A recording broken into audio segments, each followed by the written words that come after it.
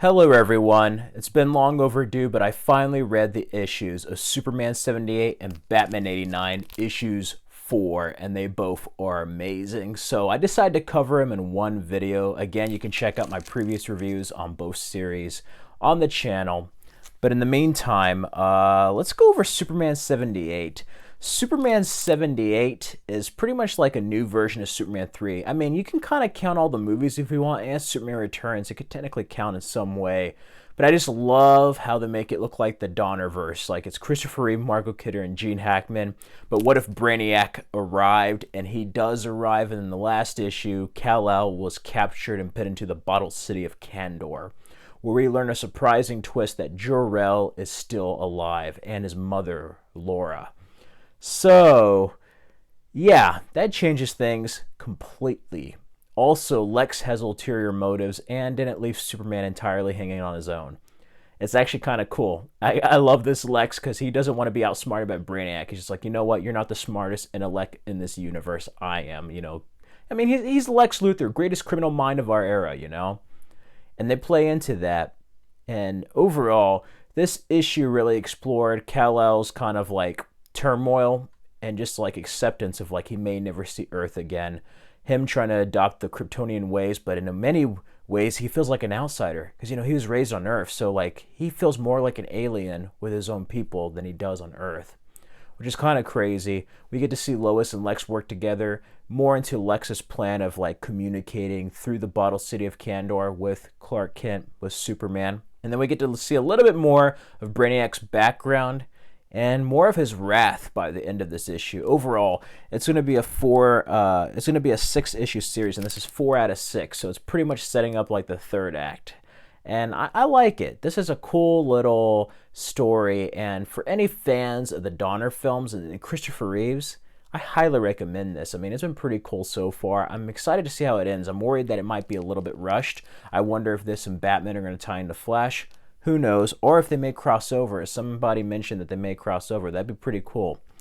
Overall, if I had to give it a score, I'd give it about a 4 out of 5 and an A.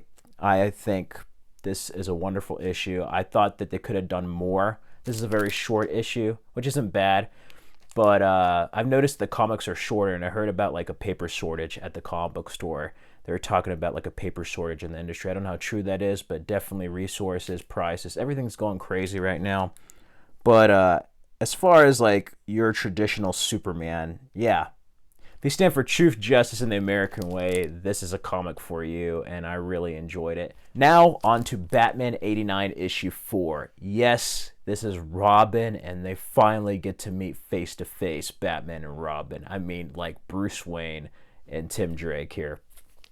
I love it. This issue gives me some animated series vibes as well. We actually get to see Harvey Dent. In the last issue he got injured, and he's finally embraced the Two-Face persona, and they made him look blue with the white hair. It's totally like the animated series. I love it. I absolutely love it.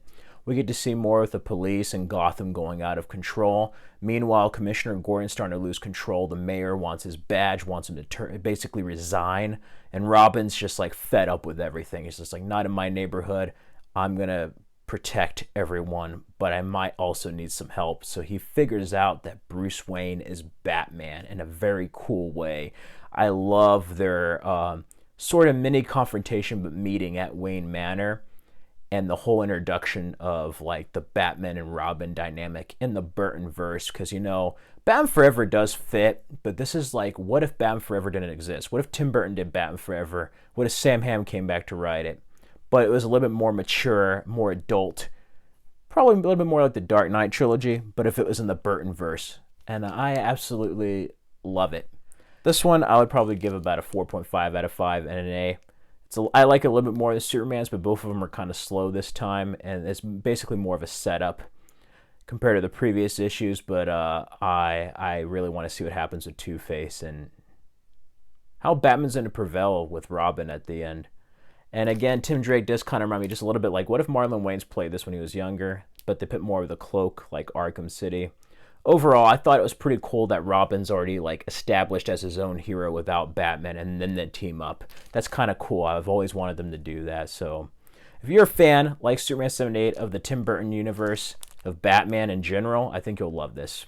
Let me know your thoughts down in the comments below. I've been enjoying your comments in the comment section. I enjoy hearing your thoughts. May you all be blessed out there. Stay safe and healthy during this holiday season. May you have a Merry Christmas.